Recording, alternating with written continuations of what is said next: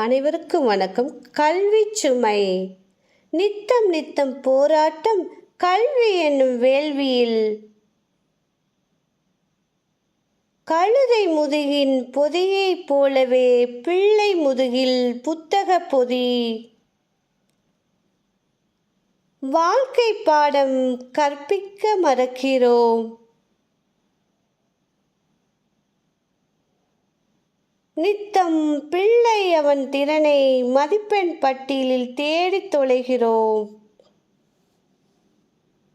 வளரும் தலைமுறை இன்று வாடி வதங்கி வாழ துணிவின்றி தன்னை அழிக்கும் நிலை காணீரோ? ஓ பெற்றோர் சமூகமே, பிள்ளைக்கு கல்வி என்பது வெறும் எழுத்துக்களும் மதிப்பெண்களும் மட்டுமல்ல, அது வாழ்க்கை பாடம் என்பதை கற்றுக்கொடு. இப்படிக்கு உன் அன்பு சகோதரி கலையரசி. நன்றி, வணக்கம்.